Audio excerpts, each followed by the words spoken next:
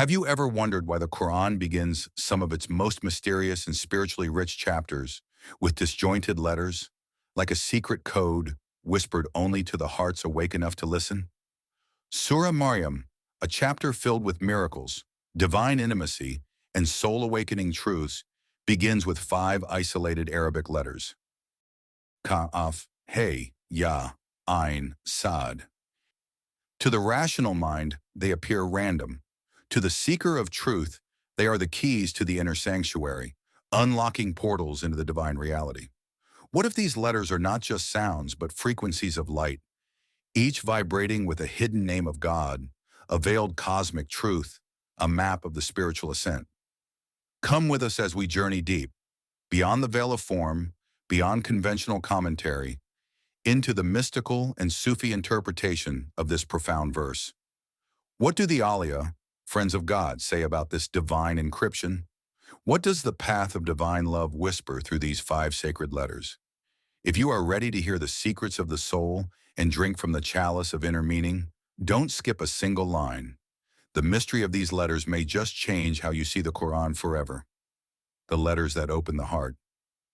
The Quranic verse, Kaaf-Ha-Ya Ayn-Saad, is what is known as Huroof-e-Muqatta'at, the disjointed letters or mystical abbreviations. They are not meant to be understood in the intellectual sense. They are meant to be tasted, absorbed, felt, as one would feel the vibrations of a sacred mantra echoing in the cave of the heart. In the Sufi tradition, these letters are considered divine secrets wrapped in light, not to be solved but to be entered into. Kun, the command to be. From Kaaf arises the word kun, be, the very word with which the entire cosmos came into existence. The mystics reflect, this is not merely a command of creation. It is an eternal vibration still echoing within every being. In the context of Mariam, Kaaf points to the divine will that creates without means, gives without cause, and blesses without condition. Zakariya's old age, Mariam's virginity. These were not limitations for the command of be. In the Sufi path, Kaaf represents the moment of annihilation of all worldly dependencies. When the seeker realizes nothing but God is, then be becomes not a command to the world, but a call to the soul. Be what you truly are, a reflection of the divine will. Hey, the hidden essence, presence in absence. In the Sufi mystical tradition, the letter He is often linked to the divine pronoun Huwa, meaning he, the hidden one, the unseen reality. This He is the whisper of existence, the subtle breath of divine presence. It appears in the name of God, Allahu, and then remains alone in the word Hu, he, referring to God in his pure unmanifested essence. Sheikh al-Akbar ibn Arabi writes that Hu is the Ism al-Ghaib, the name of the unseen, used by the Gnostics when pointing toward the essence beyond attributes. When the Sufis chant Allahu, Allahu, Hu, they are not just remembering a name, they are dissolving into the silence of the one who is beyond all names and forms. So He here is the echo of Hu, the symbol of divine hiddenness, Gaib, the subtlest breath that reveals he is present even when unseen.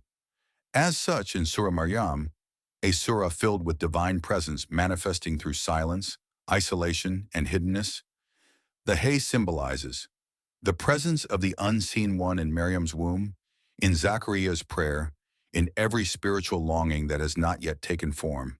It whispers to the seeker, he is with you, in the silence, in the stillness, even when you see nothing. The cry of Yaqeen, certainty. Ya is the letter of Yaqeen, certainty. It is the longing cry of the lover for the beloved. Ya Allah. It is the moaning of the reed flute in Rumi's poetry, the lament of the soul separated from its source. Ya is dua, the calling out. It is the secret supplication of Zakariya, the yearning in his bones when he asked for a child despite old age. It is Mariam's silent cry under the palm tree when pain overwhelmed her. It is the inward scream we all have uttered in moments of loss, surrender, or divine awe. In Sufi contemplation, Ya is the rope thrown into the heavens. When you utter it from the depths of your being, it echoes in the celestial chambers. Yah does not ask whether God hears. Yah already knows he does. The spring of Irfan, mystical insight. Ayn stands for ilm, knowledge, and Irfan, gnosis, but not just academic knowledge. It is the eye of the heart that sees divine signs in everything. The Sufis say there are two kinds of eyes, one that sees form and one that beholds essence. Ayn is the latter. It is the spiritual eye opened by purification, longing, and divine love. It sees through the veil of the dunya and beholds the face of the friend in all things. In the narrative of Mariam, Ayn is the moment she realizes she is not alone. She has been chosen. She is under divine gaze. So too, dear seeker, are you. Ayn is the knowing beyond words. The moment you say, he was with me, and I knew it not. Sabir, the silent strength. Sa'ad is the final station, the silent endurance that precedes revelation. Zakariya remained patient for decades. Mariam endured shame and suspicion, and both were elevated not through complaint, but through patience adorned with trust. In Sufism, Sa'ad is the foundation of witnessing. It is in patience that the veils lift. It is in silence that the beloved speaks. The ecstatic cry of the child in Mariam's arms is the reward of this patience. The seeker, too, must hold on through long nights, unanswered prayers, spiritual dryness, and inner doubt. Only then does the voice come from within. Grieve not, your Lord has placed a stream beneath you. The spiritual arc of Surah Maryam begins with Kaaf-Ha-Ya Ayn-Saad. This cluster of letters is not a puzzle, it is a map. Kaaf is the command to awaken. Hey is the whisper of divine nearness. Ya is the response of certainty. Ayn is the burden and beauty of love. Saad is the test of endurance before manifestation. Before we read about angels and births, about fear and miracles, the Qur'an asks us to pause, to sit with the code, to enter the silence, and to feel the descent. The mystical meaning is this: before your outward miracle begins, your inner alphabet must align. The heart must pass through Kaaf-Ha-Ya Ayn-Saad before it can witness divine action. The inner Mariam within us all. Mariam is not just a historical figure. She is an archetype of surrender, purity, solitude, and spiritual birth. Every seeker must become Mariam before they can witness the birth of divine meaning within. And before that birth, Kaaf-Ha-Ya Ayn-Saad must descend. These letters are not to be understood in the intellectual sense, but to be entered like a sanctuary. Like Mariam entered her secluded chamber, so must the seeker enter the chamber of stillness, where letters whisper and meanings awaken. Personal reflection: how to meditate on these letters. Recite each letter slowly. Let your soul feel its vibration.